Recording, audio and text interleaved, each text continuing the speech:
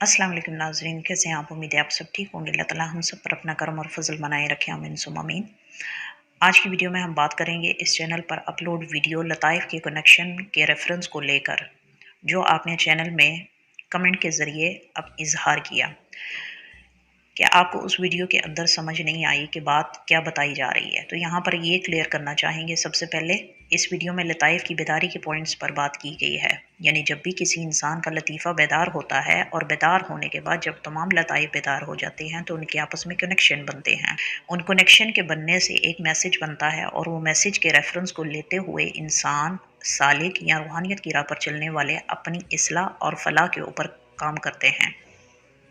वहाँ पर एक पॉइंट मैंने बताया है कि जब भी कोई सालिक किसी भी पढ़ाई को वजीफ़ा के ज़रिए अदा करता है या ज़िक्र की तकरार के साथ अदा करता है, इस ज़िक्र से हासिल होने वाले नूर की वजह से जब कोई लतीफ़ा बेदार हो जाता है तो वो डायरेक्टली लतीफ़ा सिरी को सबसे पहले बेदार करता है, क्योंकि सालिक ने वजीफ़ा या पढ़ाई या ज़िक्र की तकरार अल्लाह रब्बुल इज़्ज़त की किसी अस्माए सिफ़ाती या अल्लाह रब्बुल इज़्ज़त के इसमें ज़ाती की तकरार की वजह से अपने बातिन के अंदर इस बेदारी को महसूस किया होता है। इस वीडियो में यही मरकज़ी पॉइंट बताया गया है और समझाया गया है, लेकिन शायद आपको समझ नहीं आई। आज की वीडियो में इसको आसान अल्फाज में समझाने की कोशिश करते हैं। जब कोई इंसान ज़िक्र करता है, ज़िक्र की तकरार से बनने वाला नूर जब भी बातिन के अंदर दाखिल होता है तो वो लतीफ़ा सिरी को बेदार करता है। लतीफ़ा सिरी का कलर सफ़ेद होता है और इसमें हासिल होने वाली तजल्ली का रंग सफ़ेद होता है। इस पॉइंट पर जब लतीफ़ा सिरी बेदार हो जाता है तो उसके बाद बाकी के लताइफ एक वक्त के बाद बेदार होने लगते हैं। ये भी डिपेंड करता है उस इंसान के ऊपर कि इस बेदारी यानी लतीफ़ा सिरी की बेदारी के बाद वो अपने असलूब को किस तरह लेकर चलता है। यानी ये ज़रूरी हो जाता है कि किसी एक लतीफ़े की एक्टिवेशन के बाद बाकी के लताइफ की तमाम एक्टिवेशन तक सालिक को हर हाल में अपने उन असलूब की निगरानी करते हुए उसी तरह ज़िक्र, उसी तरह तकरार को शामिल हाल अपनी रूटीन के अंदर रखना होता है, ताकि बाकी के लताइफ भी अपने आप बेदार होने लगें और उन लताइफ के रिलेटेड अपने अमाले ज़िंदगी को देखते रहना। लतीफ़ा सिरी डायरेक्टली हिदायत अल्लाह रब्बुल इज़्ज़त की ज़ात से पढ़ने वाले को हासिल होती है। इसमें कोई वसीला शामिल नहीं होता, यानी पढ़ने वाले को डायरेक्ट हिदायत अल्लाह रब्बुल इज़्ज़त की ज़ात से मिलती है। इसी वजह से लतीफ़ा सिरी सबसे पहले बेदार होता है। अल्लाह रब्बुल इज़्ज़त कुरान पाक में फरमाता है कोई जिसको हिदायत चाहिए, है कोई जिसको रिज़्क चाहिए, या है कोई जो बख्शिश चाहता हो, या है कोई जो चाहता है कि उसकी तौबा कबूल हो जाए।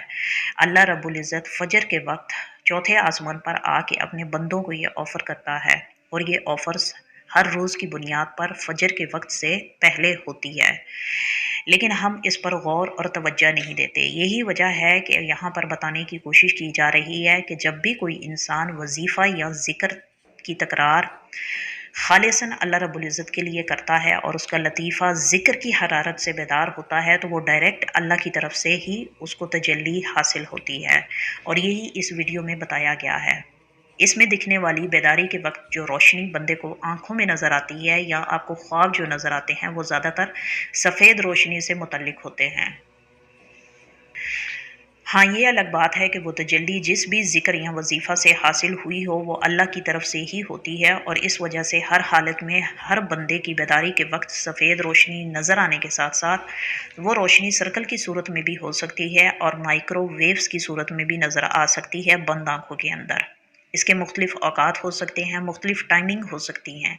ज़्यादातर जिस वक्त आप ज़िक्र करते हैं उस वक्त के दौरानिया के अंदर ही इस तरह के नूर की तजल्ली आपके बातिन में ज़हूर करती है। और यही बात उस वीडियो में बताई गई है कि जहाँ पर मेरे वजीफ़ा करने के बाद लतीफ़ा सिरी के ऊपर सबसे पहले बेदारी ज़ाहिर हुई। यही वजह है कि मेरे बातिन के अंदर लतीफ़ा सिरी गालिब लतीफ़ा था जिसकी बेदारी सबसे पहले हुई, और जब भी रूहानियत की राह पर चलने वालों के किसी एक ख़ास लतीफ़ा गालिब होता है, उस लतीफ़े के ऊपर होने वाले नूर की तजल्ली की वजह से बाकी लताइफ के अंदर भी एक्टिवेशन मुमकिन हो सकती है। डिपेंड करता है कि इंसान अपने असलूब की निगरानी उसी तरह लेके चले जिस तरह वो इस तजल्ली यानी बेदारी से कबल करता आया था, यानी उसमें लापरवाही या गफलत को शामिल हाल ना किया जाए। दूसरा सवाल किया था कि बातिन की बेदारी के बाद हर लतीफ़े का मुराकबा अलग अलग कर सकते हैं। तो बिल्कुल, बेदारी के बाद किसी भी लतीफ़े को अलग अलग पॉइंट ऑफ व्यू से मद्देनज़र रखते हुए भी मुराकबा कर सकते हैं, जिसमें मुराकबा तसव्वुर या मुराकबा गौर व फ़िक्र किया जा सकता है। इस लतीफ़े के ऊपर अलग अलग मुराकबा करने के दौरान ज़िक्र को अगर आप शामिल हाल रखेंगे तो आपकी तवज्जो ज़िक्र पे होनी चाहिए। अगर आप इस लतीफ़े के रिलेटेड हरकत व सकनात को या महसूसात को फ़ील करने के पॉइंट ऑफ व्यू से आप मुराकबा करेंगे तो आपने तसव्वुर को मद्देनज़र रखते हुए दिल ही दिल में, मन ही मन में, बिना ज़ुबान को हिलाए ज़िक्र करते रहना है उस लतीफ़ा का, और उसकी महसूसात को महसूस करना है, यानी ऑब्ज़र्व करना है। उसके अलावा यहाँ पर ये बात क्लियर करती चलूँ कि हर सलासिल के अंदर हर लतीफ़े का ज़िक्र अलग अलग बताया जाता है। अमूमी तौर पर इसमें ज़ात अल्लाह का ज़िक्र हर लतीफ़ा के ऊपर इंडिविजुअल पॉइंट ऑफ व्यू से भी किया जा सकता है, और कलमा तैयबा का ज़िक्र भी हर लतीफ़ा के ऊपर इंडिविजुअल पॉइंट ऑफ व्यू से किया जा सकता है। और यहाँ फिर अपने बातिन के अंदर तमाम लताइफ़ को इग्नोर करते हुए सिर्फ लतीफ़ा कल्ब को मद्देनज़र रखते हुए भी इसमें अल्लाह ज़ात का ज़िक्र किया जा सकता है और मुराकबा किया जा सकता है।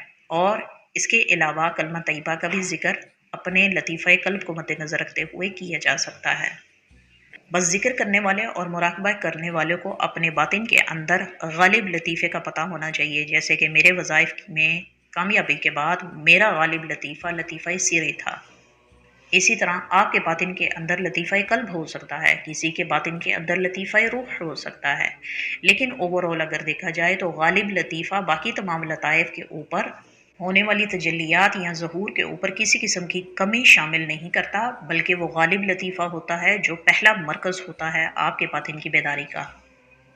इसके अलावा मुझसे सवाल किया था कि पासिन फास और हब्से दम की जो आपने मश्क बताई उसके अंदर टाइमिंग बता दें। सिंपल सी बात है, जो पुराने इस रूहानियत की राह पर चलने वाले हैं, इन प्रैक्टिसेस को करते हैं, तो वो बासानी तरीके से समझ सकते हैं कि जब हम किसी मुराकबे की नशिस्त का एहतमाम करते हैं, उस मुराकबे के अंदर जो भी स्टेप मैंने न्यू जॉइनर्स को बताए हैं उन तमाम को एक ही मुराकबे के अंदर मद्देनज़र रखते हुए परफॉर्म करते हैं। सिमिलर वे के अंदर जब हम मुराकबा ज़िक्र करते हैं तो मुराकबा ज़िक्र के अंदर पास एंड फास की मश्क भी शामिल हाल होती है और हब्से दम की मश्क भी शामिल हाल होती है। उसकी रीज़न ये है कि जब हम ज़िक्र करते हैं तो सांस को इनहेल करने के बाद मुराकबा ज़िक्र के अंदर ज़िक्र की तकरार करते हैं, और वो तकरार अपनी सांस ख़त्म होने तक कंटिन्यूसली करते चले जाते हैं। उसके बाद फिर हम इनहेल करते हैं, फिर ज़िक्र करते हैं, और फिर इसी तरह कंटिन्यूसली करते जाते हैं जब तक हमारी सांस रुक नहीं जाती। तकरीबन 10 से 11 सांसें लेने के बाद, यानी पास एंड फास की ये जो मश्क मैंने बताई थी उसके पॉइंट ऑफ व्यू से 10 से 12 बार सांसें इनहेल एक्सेल करने के बाद ऑटोमेटिकली आपकी ज़ुबान बंद हो जाती है। और ये ज़ुबान का बंद होना इस वजह से होता है क्योंकि उस टाइम आपकी सांस की डोरी ऑलरेडी पतली हो चुकी होती है, यानी आपकी सांस की रफ्तार धीमी हो जाती है।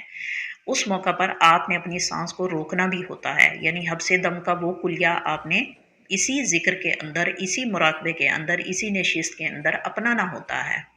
तो एक मुराकबे के सेशन के अंदर हमने अपनी तवज्जो को भी मद्देनज़र रखना होता है, ज़िक्र को भी, इसके बाद हमने अपने तसव्वुर को भी कायम रखना होता है, इसके बाद हमने अपनी यकसुई को भी कायम रखना होता है, इसके बाद हमने नूर के हसूल की फ़राहमी को भी महसूस करना होता है, लताइफ़ में हरकत को भी महसूस करना होता है, कौन से लतीफ़े पर ज़्यादा गालिब असर हो रहा है हमारे उस ज़िक्र से वो भी महसूस करना होता है। साथ साथ हमने अपनी सांस के ऊपर भी फोकस रखना होता है, और साथ साथ हमने अपनी सांस को रोकने के ऊपर भी फोकस करना होता है। मुराकबे की एक नशीस के अंदर ये सारे स्टेप्स जो है हम इकट्ठे करके करते हैं, तो फिर सेपरेटली आपको हब्से दम को करने की क्या ज़रूरत है अगर आपको इसमें कन्फ्यूजन है। सिंपल सी बात है, अगर मैं यहाँ पे वीडियो रिकॉर्ड कर रही हूँ फॉर एग्जांपल, और मैं एक सांस इनहेल करने के बाद कोई 15 से 20 या 50 अल्फाज का निकालने के बाद दोबारा फिर सांस लेती हूँ, तो ऑटोमेटिकली पास एंड फास की मश्क तो मेरी जारी है। हाँ, लेकिन अलग से बैठ के मैं अगर कोई काम करने वाली हूँ तो उसके लिए वही तरीका होगा जो तरीका हम रूटीन के अंदर करते हैं।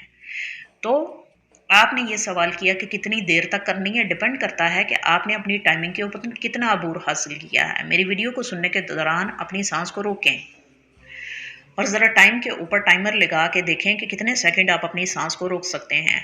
मैक्सिमम 45 सेकंड तक आप अपनी सांस को जो है वो रोक सकेंगे, इससे ज़्यादा नहीं। इससे ज़्यादा करने के लिए आपको अपनी हब्से दम की प्रैक्टिस से पहले पास एंड फास्ट की प्रैक्टिस के ऊपर काफ़ी काम करना पड़ेगा। जब आपकी पास एंड फास्ट की प्रैक्टिस के अंदर रवानी आ जाएगी तो ऑटोमेटिकली आपकी सांस रुक जाएगी, क्योंकि एक वक्त एक टाइम तक ही इंसान किसी चीज़ को रिपीटेडली कर सकता है, उसके बाद ऑटोमेटिकली वजूद जवाब दे देता है। तो वहाँ पे जब आपकी सांस रुकती है तो डेली बेसिस के ऊपर जब भी आपको वक्त मिले, अपनी मसरूफियत से वक्त निकालते हुए, अपनी एक्टिविटी को देखते हुए, हर इस अमल को आप ऑब्जर्वेशन से गुजार सकते हैं और आपको अंदाज़ा हो जाएगा कि आपकी सांस मैक्सिमम कितनी देर तक आप ठहराव में रख सकते हैं। और हब्से दम की मश्क का यही फ़ायदा होता है कि हमने अपनी सांस को ज़्यादा देर होल्ड रखते हुए किसी भी काम को अंजाम देते हुए अपने वजूद पे हैवीपन नहीं महसूस करते। उसकी रीज़न ये है कि हमारी हब्से दम की प्रैक्टिस हुई होती है। तो यही चीज़ वहाँ पे बताई। बाकी आपने कहा कि आप स्मोकिंग करते हैं, तो स्मोकिंग के लिए मेरे लिए मुश्किल है अपने सांस को रोकना। तो स्मोकिंग वाले तो हब्से दम करने वालों से बेहतर अपने सांस को रोक सकते हैं। उन्हें हब्से दम की मश्क करने की ज़रूरत नहीं है, क्योंकि ऑलरेडी उनकी सांस के ऊपर उनकी गिरफ्त होती है। वैसे रूहानियत की राह पर चलने वालों को स्मोकिंग को अवॉइड करना चाहिए और इस तरह की चीज़ों को अवॉइड करना चाहिए। अगर नहीं कर सकते तो फिर आप इन चीज़ों को करें ही नहीं अपनी लाइफ के अंदर। ये थी हमारी आज की वीडियो। मैं उम्मीद करती हूँ हमेशा की तरह आज की वीडियो का टॉपिक भी आपको पसंद आया होगा। मिलते हैं अगली वीडियो में नए टॉपिक के साथ। तब तक के लिए आपसे इजाज़त चाहूँगी। अपना ख्याल रखिएगा, दुआ में याद रखिएगा। Take care. अल्लाह हाफिज़।